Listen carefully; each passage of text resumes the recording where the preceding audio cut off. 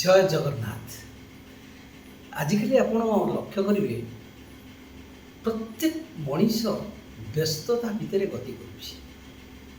କାହାର ପରିବାର ଚିନ୍ତା, କାହାର ଟଙ୍କା ଚିନ୍ତା, କିଏ କାହାକୁ କେଉଁ ଜାଗାରେ ପହଞ୍ଚିବ ବୋଲି କହି ସେ ଜାଗାରେ ପହଞ୍ଚି ପାରୁନଥିବାରୁ ତା'ର ବ୍ୟସ୍ତତା, କାହାର ରୋଗ ଅଛି ସେ ଡକ୍ଟରକୁ ଦେଖାଇବାର ବ୍ୟସ୍ତତା। ତେଣୁ ପ୍ରତ୍ୟେକ ଲୋକ ଏମିତି କୌଣସି ନାହିଁ ଯେ କି ସେ ବ୍ୟସ୍ତତା ନାହିଁ। ବ୍ୟସ୍ତତା ନାହିଁ ଯଦି ଯାହାର କହିବେ ତାକୁ ଆମେ ଅଳସୁଆ ଲୋକ ବୋଲି କହିବା। ଏମିତି ଲୋକ ବହୁତ ବି ଅଛନ୍ତି। ତେଣୁ ଆମେ ଏ ଦୁନିଆରେ ଜଣକୁ ବି ପାଇବାନି କିଏ ନୀରବରେ ବସି। ତେଣୁ ଆସନ୍ତୁ ଆମେ କେମିତି ଗୋଟିଏ ସୁଖୀ ମଣିଷ ହେଇପାରିବା, କ'ଣ କଲେ ଆମ ଆତ୍ମାକୁ ଗୋଟେ ସୁଖ ମିଳିବ, ଖୁସି ମିଳିବ, ସେ ବିଷୟରେ ଆଜି ମୁଁ 5ଟି ସ ବାବଦରେ ବର୍ତ୍ତମାନ ଆଲୋଚନା କଲି। 5ଟି ସକୁ ଯଦି ଆମେ ଧରିବା ବା ସେଇ ରାସ୍ତାକୁ ଅବଲମ୍ବନ କରିବା ତାହେଲେ ଆମେ ଗୋଟିଏ ଭଲ ମଣିଷ ଅର୍ଥାତ୍ ସୁସ୍ଥ ମଣିଷ ଆମେ ହେଇପାରିବା। ପ୍ରଥମଟି ସ ହେଲା ସତ୍ୟ। କଥାରେ ଅଛି, ସତ କହିବାକୁ କିଆଁ ଡରିବି, ସତ କହି ପଛେ ମଲେ ମରିବି। ଆଜିକାଲି ଆଜ୍ଞା ସତ କହିକି କେତେଜଣ ଖସିକି ପଳାଉଛନ୍ତି, ମିଛ କହିକି ଖସି ପଳାଉଛନ୍ତି। ଯଦି ଆପଣ ଗୋଟେ ମର୍ଡ଼ର ହେଉଥିବ କହିଦେଲେ ତାହେଲେ ଆପଣଙ୍କୁ ସେ ଥାନାବାଲା ନେଇକି ଧୁମ୍ ପିଟିଲା, କହ ତୁ ଏଇଟା ମୁଁ ଦେଖିନି।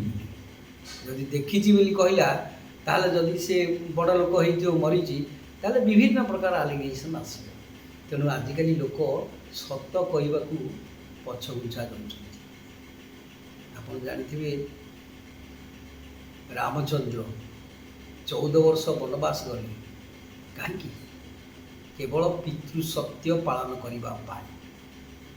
ତେଣୁ ସତକୁ ଯିଏ ଆବୋରିଛି ନା, ତାର ଅନେକ ଦୁଃଖ ଆସିବ, ଯନ୍ତ୍ରଣା ଆସିବ, ନିନ୍ଦା ଆସିବ, ସମସ୍ତେ ବିଭିନ୍ନ ପ୍ରକାର କଥା ଆଲୋଚନା କରିବେ, କିନ୍ତୁ ପରିଶେଷରେ କିନ୍ତୁ ସତ୍ୟର ଜୟ ହେବ।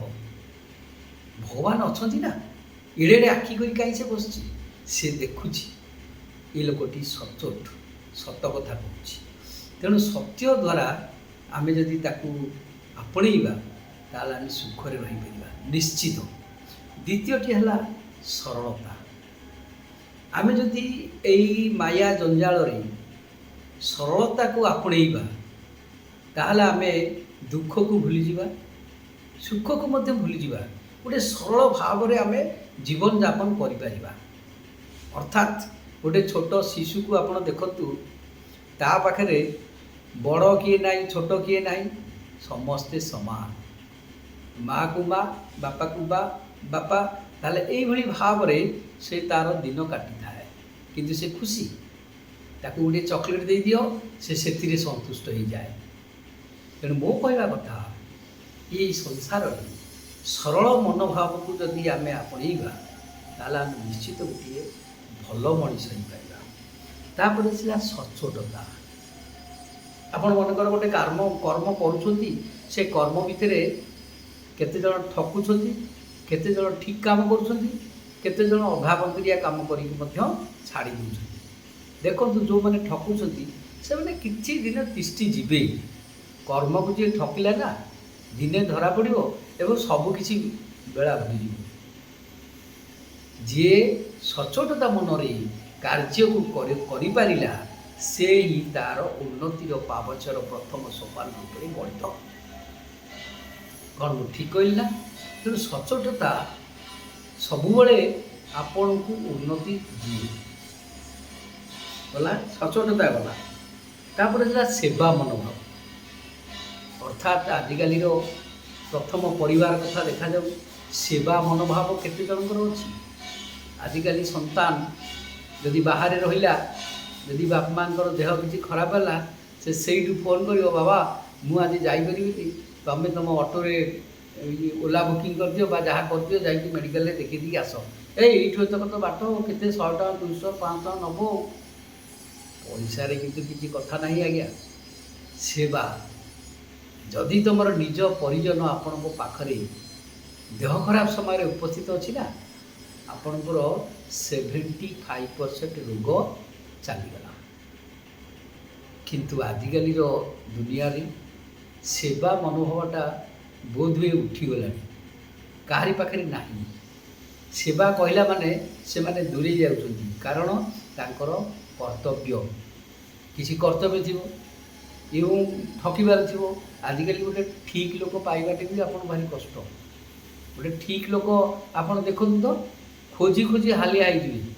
ଦିନେ ଯିବ, ବର୍ଷେ ଯିବ, 10 ବର୍ଷ ଯିବ, ଜଣେ ଠିକ୍ ଲୋକ ପାଇଗଲେ ମାନେ ଆପଣଙ୍କର ଜୀବନ ପୁରା ଏକଦମ ସୁଗମ ହେଇଯିବ। କ'ଣ ମୁଁ ଠିକ୍ କହିଲି ନା? ତେବେ ଆସନ୍ତୁ ବର୍ତ୍ତମାନ ଶେଷ ସୌମ୍ୟତା। ଗୋଟେ ଛୋଟ ପିଲା, ଏଇ ଜଷ୍ଟ କହୁଥିଲି, ଛୋଟ ପିଲା ପାଖରେ କ'ଣ ଥାଏ? ସୌମ୍ୟତା, ଅର୍ଥାତ୍ ସମାନ। ତା ପାଖରେ ଧନୀ ନାହିଁ, ତା ପାଖରେ ଦରିଦ୍ର ନାହିଁ, ତାକୁ ଗୋଟେ ଚକୋଲେଟ୍ ଦେଇଦେଲେ ସେ ସନ୍ତୁଷ୍ଟ, ଆଉ ମଧ୍ୟ ତାକୁ ଯାହା ବି ଦେଖେଇଲେ ସେ ଖୁସି। ସେତିକି, ତାର କେଉଁଥିରେ ତାର ମନ ଦୁଃଖ ନାହିଁ। ତେଣୁ ଆଜିକାଲିର ମଣିଷ କିନ୍ତୁ ସେ ସୌମ୍ୟତା ଅଛି କି? ସେ ସୌମ୍ୟତା ନାହିଁ। ସେଥିପାଇଁ ମଣିଷ ଦୁଃଖ ହେଉଛି। ଆଉ ଗୋଟେ ସବୁଠୁ ବଡ଼ ଜିନିଷ ହେଲା କ'ଣ? ଅସନ୍ତୁଷ୍ଟ। ଯେକୌଣସି କାର୍ଯ୍ୟ ଆସୁ ବା ତୁମର କିଛି ରୋଜଗାର ଆସୁ, ସେଥିରେ ଅସନ୍ତୁଷ୍ଟ ଭାବଟା ବେଶୀ ରହୁଛି। ସେଥିପାଇଁ ମଣିଷ ଦୁଃଖ ଭୋଗେ, କଷ୍ଟ ଭୋଗେ, କାରଣ ସେ ସନ୍ତୁଷ୍ଟ ଶବ୍ଦଟା ମିଳେନି। ମରିଚିକା, ସନ୍ତୁଷ୍ଟ ପାଇବା ହେଉଛି ଭାରି କଷ୍ଟ। କାରଣ ଲୋଭ ଗୋଟେ ଜିନିଷ ମଣିଷର ରହିଲା ମାନେ ସନ୍ତୁଷ୍ଟ କେବେ ବି ଆସିବନି। ଆଜି 10 ଟଙ୍କା ରୋଜଗାର କରୁଛି, କାଲି 20 ଟଙ୍କା ରୋଜଗାର କରି, ତାପର ଦିନ 200 ଟଙ୍କା ରୋଜଗାର କରି, ତାପର ଦିନ 2000 ଟଙ୍କା ପର୍ଯ୍ୟନ୍ତ ମଧ୍ୟ ଚିନ୍ତା କରିବେ। କିନ୍ତୁ ଇନଡାଇରେକ୍ଟଲି ନିଜର ଶରୀର ପ୍ରତି ଯତ୍ନ ନେବା ନିହାତି ଆବଶ୍ୟକ ବୋଲି ସେ ଭୁଲିଯାଏ। ତେଣୁ ଆଶା କରୁଛି ଏଇ 5ଟି ସ ବାବଦରେ ଆପଣ ନିଶ୍ଚୟ ଭଲ ଲାଗିଥିବ। ତେଣୁ ଆପଣମାନେ ଲାଇକ୍, କମେଣ୍ଟ, ସେୟାର ଏବଂ ସବସ୍କ୍ରାଇବ୍ କରିବାକୁ ଭୁଲିବେନି। ରହିଲି, ଜୟ ଜଗନ୍ନାଥ।